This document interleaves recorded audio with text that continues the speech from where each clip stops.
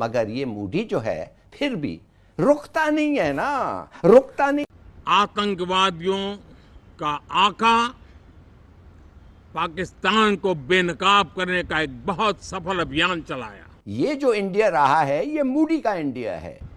आतंकियों के आकाओं के घर में जाकर के 22 मिनट के भीतर भीतर उसको जमींदोज कर दिया गया। भारत के वजीर-ए-आज़म नरेंद्र मोदी ने एक दफा फिर ये कहा है कि जनाब ऑपरेशन सिंदूर में 100% अचीवमेंट ली भारत की फौज ने। पाकिस्तानी फौज की प्रॉक्सीज है ना, ये पाकिस्तानी फौज के लिए काम करते रहे हैं। पाकिस्तानी फौज ने जो इस तरह के काम करवाने होते हैं, इंडिया में दहशतगर्दी करवानी होती है, उसके लिए वो हाफिज सईद का इस्तेमाल करते हैं। तरफ सरहदों पर जाहिर है टेंशन बढ़ रही है, दूसरी तरफ तो कल अभी अमेरिकन स्टेट डिपार्टमेंट ने कहा है कि पहलगाम हमले के अंदर हाफिज सईद का रेजिस्टेंस फ्रंट मुलव्वस था। तो फिर आपकी सिपाही कामयाबी जो है, आप कम से कम उसको अपने मुंह पर मार लीजिए। आरजू काज़मी, ये मैं इन लोगों को कह रहा हूँ। मतलब फिर हम बिल्कुल सफेद झूठ जैसे कहते हैं, हम ऐसा कैसे कह देते हैं कि हमारे यहाँ तो कोई है ही नहीं और हमारे यहाँ सिर्फ ये एलिगेशंस है। इसलिए क्या है, हम FATF में भी 4 बार जा चुके हैं। अब हाफिज सईद की लश्कर तैयबा चूंकि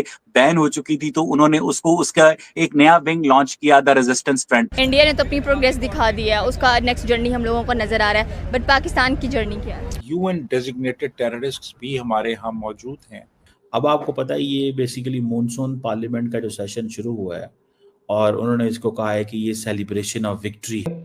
आप तो मेरी वीडियो पूरी देखते हो लेकिन मेरे चैनल को सब्सक्राइब नहीं करते हो, तो प्लीज़ मेरे चैनल को सब्सक्राइब कीजिए और मेरे आने वाले वीडियो के लिए नोटिफिकेशन बटन दबाना मत भूलिए। जय हिंद, जय भारत, वंदे मातरम। दोस्तों, भारत के वजीर-ए-आज़म नरेंद्र मोदी ने एक दफ़ा फिर ये कहा है कि जनाब ऑपरेशन सिंदूर में 100% अचीवमेंट ली भारत की फ़ौज ने।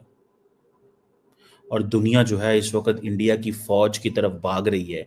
इंडियन मिलिट्री पावर को जो है वो अट्रैक्ट किया उसने। अब आपको पता है ये बेसिकली मॉनसून पार्लियामेंट का जो सेशन शुरू हुआ है और उन्होंने इसको कहा है कि ये सेलिब्रेशन ऑफ विक्ट्री है। और उसमें एक ग्रुप कैप्टन थे, उनकी अचीवमेंट्स की भी उन्होंने बातें की। अच्छा, 2 चीज़ें हैं इसमें। एक तो ये है कि प्राइम मिनिस्टर मोदी ये कह रहे हैं कि जनाब आपने बहुत ज़बरदस्त काम किया, आप कामयाब हुए, that's fine, that makes sense, but at the same time operation Sindoor जारी है। अब वो कह रहे हैं कि जनाब मेड इन इंडिया जो है फ्रॉम इंडियन मिलिट्री पावर, यानी कि जो अगले दिन आपको बता रहा था कि इंडिया ये सोचता है और समझता है कि जनाब हमें हर कीमत के ऊपर या हमें हर कीमत के अंदर जो 14-15 ममालिक ने हमसे ब्रह्मोस मांगे हैं, क्योंकि इंडिया ने जो ब्रह्मोस से हमला किया पाकिस्तान के अंदर, इंडिया ने कहा कि वो मिसाइल पाकिस्तान में लगे हैं आके, और पाकिस्तान ने भी कहा और उन्होंने वो सारी सैटेलाइट इमेजेस भी दिखाई, ठीक है ना जी। तो वो एक चीज़ जो है ये है। सो अब वो कह रहे हैं जी made in India form of Indian military power, but the real thing is the 2 major items which India used, they were not made in India. The third which India used, the BrahMos, this is a joint production. So Modi साहब basically अपनी India की जो profile है उसको बहुत आगे लेके जाना चाहते हैं। That's why he is speaking in this way. जैसे BrahMos इंडिया ने बनाया है, बिल्कुल इम्पोर्टेंट, इंडिया ने उसको इंडिया बेच भी रहा है। अब आपको पता है ये बेसिकली मॉनसून पार्लियामेंट का जो सेशन शुरू हुआ है और उन्होंने इसको कहा है कि ये सेलिब्रेशन ऑफ विक्ट्री है। हम अभी देखें रिसेंटली जो एक चला था TRF, एक ऑर्गेनाइजेशन है जिसको कहा गया कि जी ये टेरर ऑर्गेनाइजेशन के उसके ऊपर उनको लेके जाया गया। यहाँ पर जी हमारे डिप्यूटी प्राइम मिनिस्टर इसाक डार साहब जो है, उनका एक क्लिप बड़ा वायरल है जो होपफुली आपने देखा होगा, जिसमें वो डिफेंड करते हुए दिखाई दे रहे हैं।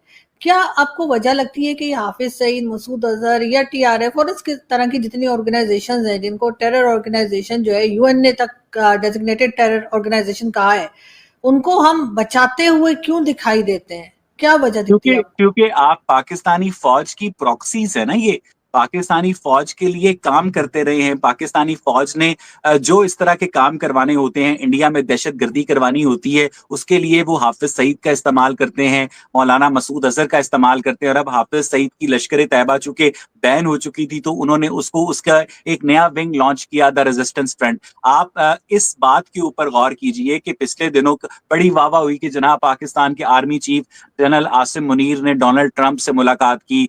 बड़ी वाहवाही हुई कि बिलावल भुट्टो जो थे अपने साथ शेरी रहमान और दीगर पार्लियामेंटेरियंस को लेकर अमेरिका गए और उन्होंने बताया कि किस तरह भारत ने आपके साथ ज्यादती की है।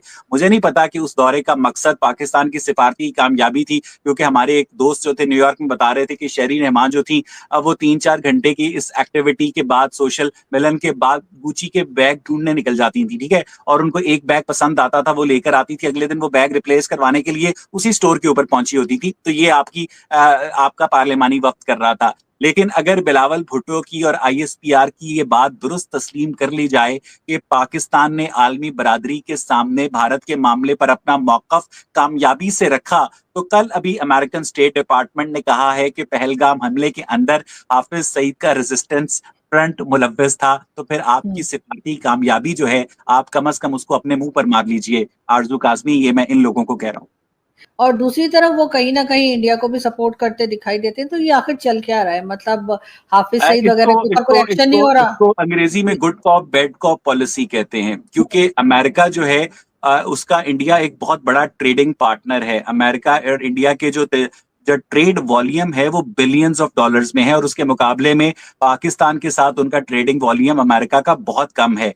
लेकिन इस इलाके में इंडिया को उसकी रीजनल हेजेमनी को चेक करने के लिए अमेरिका ने पाकिस्तान आर्मी को एक बख्शू के तौर पर रखा हुआ है, और पाकिस्तान आर्मी को इस बात का बहुत अच्छी तरह से अंदाजा है कि इस रीजन में आलमी ताकतों की आशीर्वाद के ऊपर वो ये सब कुछ करती है। वो इंडिया की जो रीजनल हेजेमनी है उसको चेक में रखने के लिए जो इंटरनेशनल एस्टेब्लिशमेंट है वो पाकिस्तान मिलिट्री का इस्तेमाल करती है, और पाकिस्तान मिलिट्री जो है आगे से अपने लोगों को बताती है कि इंडिया तुम्हारा कितना बड़ा दुश्मन है। क्योंकि मैं ये समझता हूं कि जब तक पाकिस्तान और इंडिया के दरमियान तालीमी, तिजारती और सकाफती ताल्लुकात नहीं होंगे, तब तक इस खिते में खास तौर पर पाकिस्तान के लोगों की जो खुशहाली है वो इम्पॉसिबल है आरजू।